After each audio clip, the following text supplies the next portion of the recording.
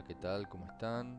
Yo soy el doctor Santi Roland, soy especialista en ginecología y obstetricia y docente universitario hace muchos años.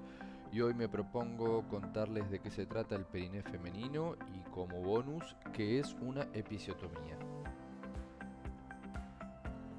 A tales fines, entonces los objetivos de esta presentación tienen que ver con definir y delimitar al periné, reconocer los diferentes planos o capas que forman el periné en su conjunto, mencionar cuáles son los músculos del espacio perineal superficial y profundo, enumerar las paredes de la fosa isquional y por supuesto, al final de la presentación, aplicar todos estos conceptos teóricos a la práctica clínica, específicamente en el caso de una episiotomía.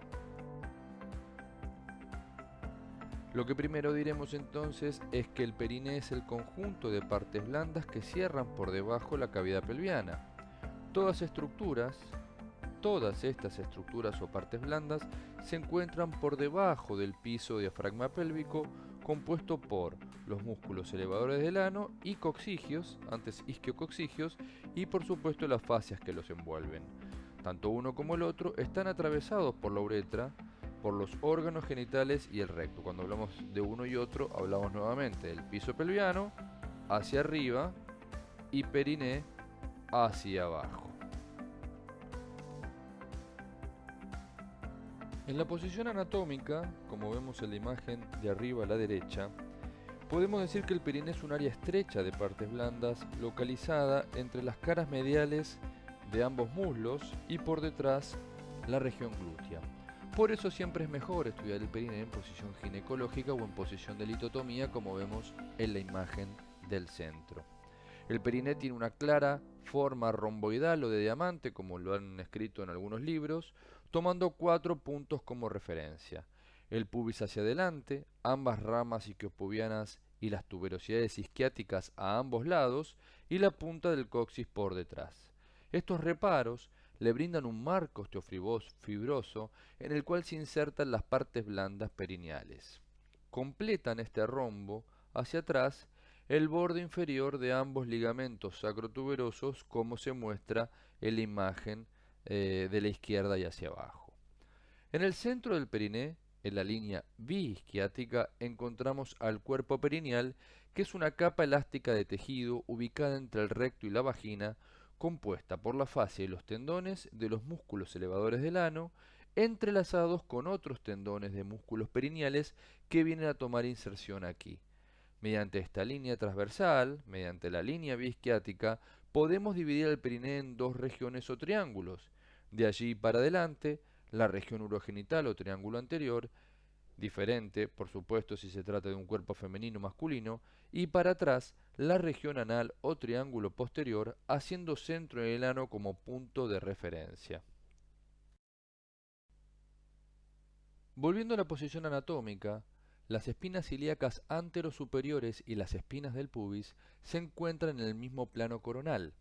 De esta manera, el triángulo anterior o región urogenital se orienta en un plano prácticamente horizontal, es decir, que en posición erecta, las fuerzas intraabdominales gravitacionales y el peso de las vísceras se aplican de forma perpendicular, mientras que el triángulo posterior o región anal está situado más verticalmente y en sentido posterior. En la región urogenital en la mujer, en forma superficial, nos encontramos con la vulva y la piel que la rodea.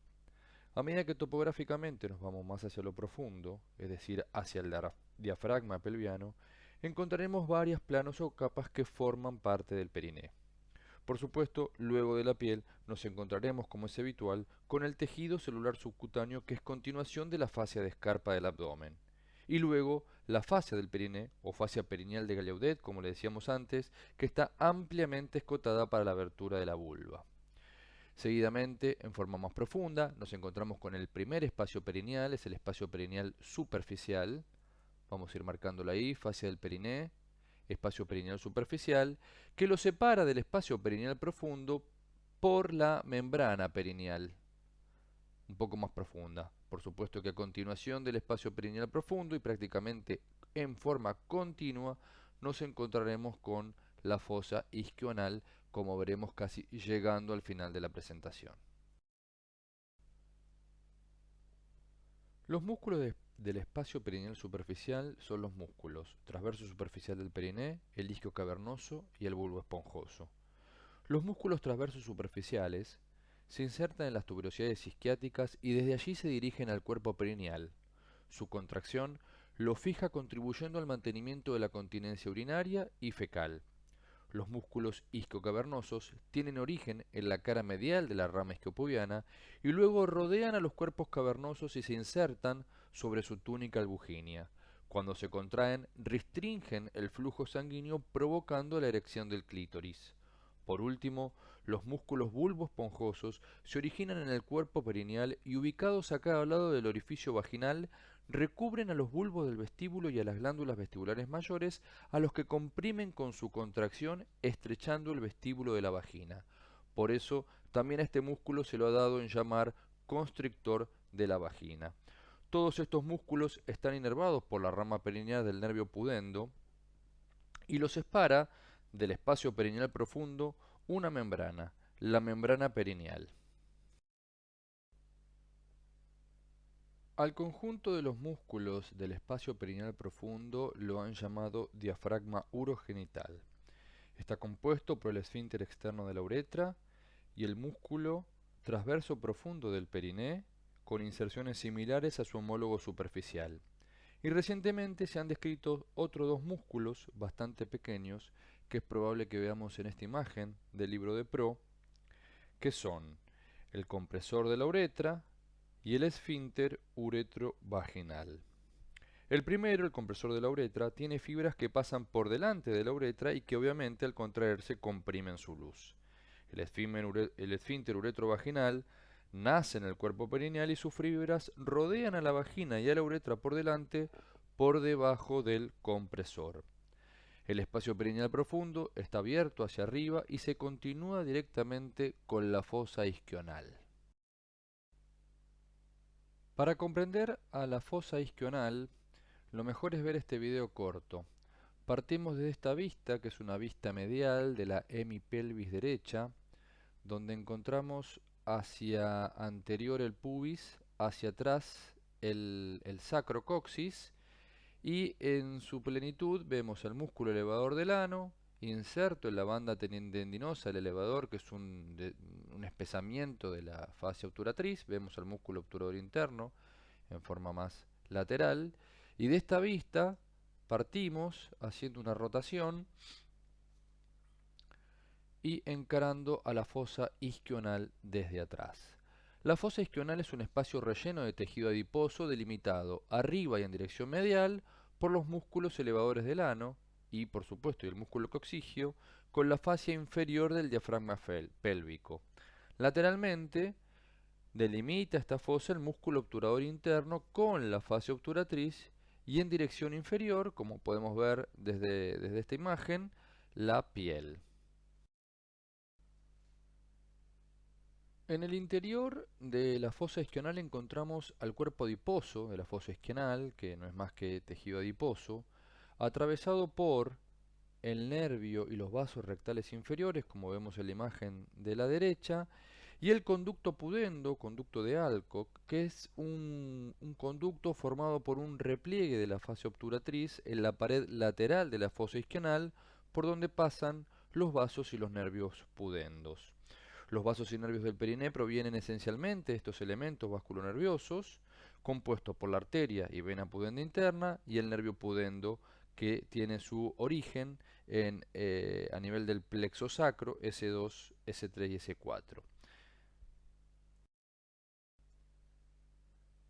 Llegando sobre el final de la charla, y como lo prometido es deuda, les cuento que una episiotomía es una incisión que se hace tanto en la vulva como en el periné, en el contexto de un parto, como se ve en la imagen de la izquierda, que se realiza cuando consideramos que las estructuras perineales generan un obstáculo para la salida correcta del feto.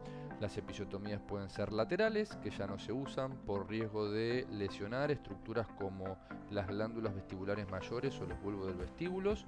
Pueden ser medianas, que son las que se hacen en la línea media, que tampoco se utilizan por el riesgo de su continuidad con el ano. Y las que sí se utilizan son las mediolaterales, que es el procedimiento que está indicado. Mejor lo vamos a ver en este video, donde vemos justamente cómo el operador está seccionando el periné, haciendo una episiotomía medio-lateral. Fíjense cómo sigue progresando una vez que realizada la episiotomía el polo cefálico. Fíjense los bordes cruentos de la episiotomía y cómo finalmente, luego de los pujos maternos, se exterioriza el polo cefálico. En forma rápido, este es el lecho que hay que suturar antes de poder seguir. Entonces, para ir cerrando, decimos que la episiotomía es la incisión de la vulva y del periné en forma medio-lateral que involucra al cuerpo perineal y a los músculos del espacio perineal superficial perineal, y para hacerla es sugerido hacer una anestesia pudenda, tal cual lo muestra el gráfico de la derecha. Les dejo un listado de lecturas sugeridas, esperando que el contenido de esta presentación les sea de utilidad. Les agradezco muchísimo su atención.